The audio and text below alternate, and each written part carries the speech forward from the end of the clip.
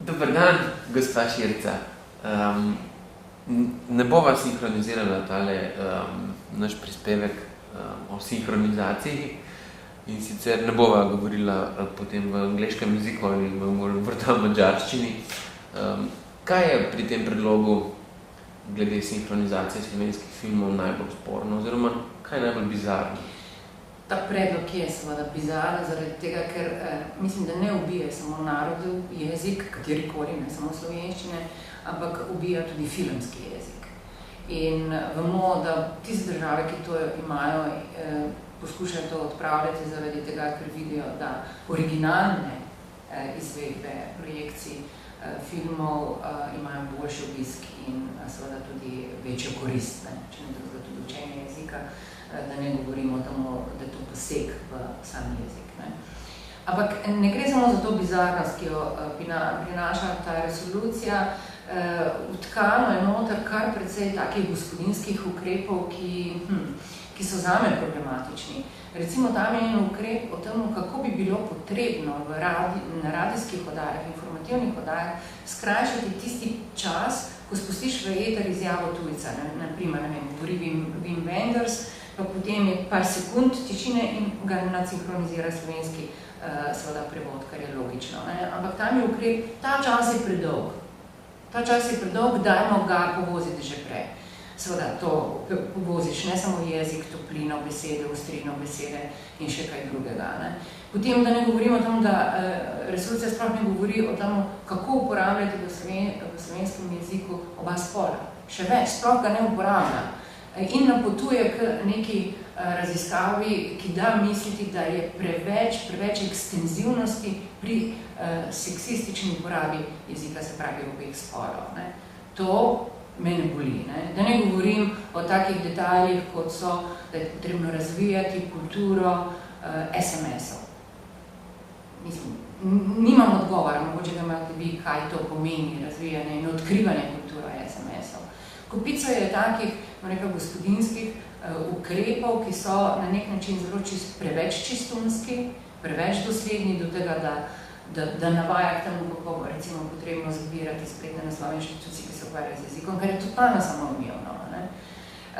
In da ne pa se ukvarja s tistimi vprašanji, ki so bolj potrebni. Ima mnogo dobrih rešitev, koristnih za jezik, za ohranjanje, za razvoj in tako naprej, ampak gre v take partikularnosti, ki že delajo neke vrste nasilje nad jezikom, hkrati pa nas, kot da bi bil precej klaustofobičen. Ja, mene v bistvu najbolj moti pri tem predlogu osebno, ker ne razumem, zakaj bi narod, ki ima 2 milijona prebivalcev, morda nekaj čez, na nek način poskušamo po vseh teh letih, ko smo dosegli raven, da zavidljivo znamo govoriti tuje jezike, naenkrat začeli fopati z tem, da bomo vse imeli v slovenščini. Je slovenščina jezik, ki izumira? Je to bojazen? Resolucija izhaja iz predpostavke točno to, da smo ogroženi. Ogroženi celo zaradi tega, ker imamo preveč razdrobljeni narečni jezik, to razume kot slabost, pa celo naša geopolitična oziroma geografska situacija je taka, ki nas ogroža. Izhajanje iz ogroženosti ti jemlje samozavest in hkrati te dela, da te zapira. Te zapira dobesedno v to podalpskost. In ti omejuje pretok. V tem smislu ne vidim koristi, da se zapiraš in braniš, ampak odpiranje je tisto, ki je zdravo in fleksibilnost je tukaj nujno prisotna. Se pravi, če bi, recimo, se zgodila ta norost, da bi šli, res da piše poskušati sinhronizirati uspešnice, ne razumem, da bo ločil kaj uspešnice in da ni uspešnica in recimo, zakaj tisti ljudi, ki gledajo uspešnice, so bolj neumni, da morajo slišati, ne pa brati, ne znajo brati in kaj pomeni art film, recimo tukaj. Skratka, ne razumem, zakaj v bistvu odzemati to možnost, da ti pride jezik, tudi skozi film, v podzavest že v mlajših letih, da prepoznaš barvo, da prepoznaš, se učiš jezika in tako naprej. Da ne govorim, da kot pravim je nasilje, če v usta drugega nalagaš pa ne govorimo o ceni tam, ne.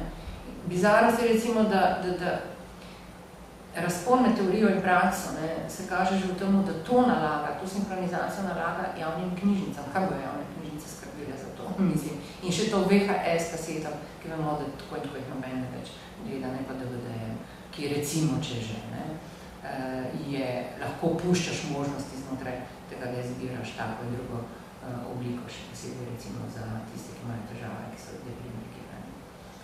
Kdo je pa avtor te resolucije, se to ve? Predstavlja jo minister za kulturo skozi urad za jezik.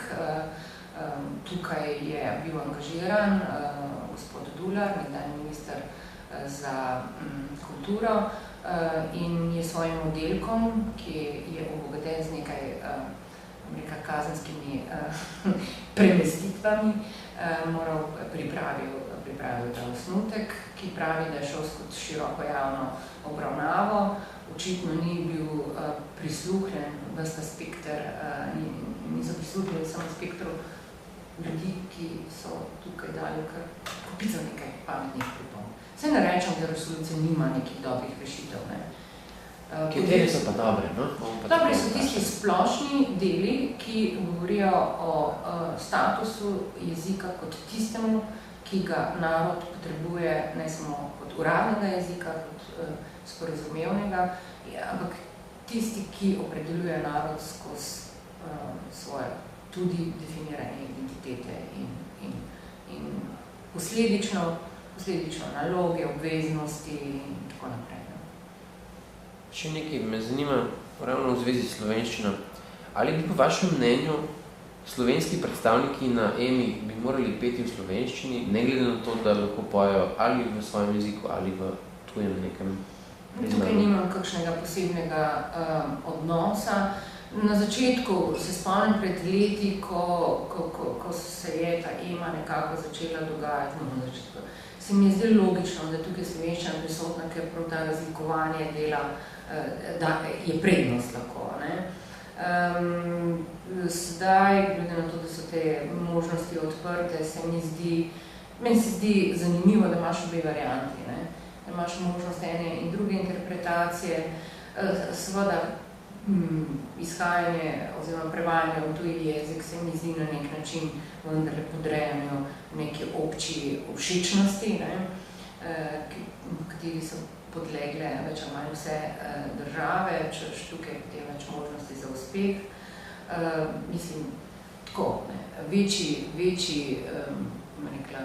več pozornosti lahko dosežeš s tem, da uporabljaš svoj jezik, ne. Če ne iz zavedanja ali pa iz brambovstva, ampak že iz neke narave bi bilo zame bolj zanimivo slišati slovenski jezik ali pa romunski ali turški ali kaj takega. Ampak čas gre naprej. Malo sem pošalil, ker smo snemali to zdaj za Spletni medij vest, v kater jezik bi se, na primer, prevedel oziroma sinhroniziral ta imenjeni pogovor, oziroma kdo bi vi si želeli, da bi bil vaš glas v tujem jeziku? Kakšno osebo morda? Če bi sinhroniziral? Kateri jezik bi si izbral? Morda v okviru Evropske unije, kjer je v bistvu sovražni jeziki kot slovenščina tudi ostali? Recimo, da bi me sinhronizirala kakšna dobra džezovska pevka v španščini. Super. Se pravi, tvoja stran spletna, vaša spletna stran bi bila, kaj, mora biti bolj obiskana? Mora biti, ja, mora biti, ne. Hvala lepa.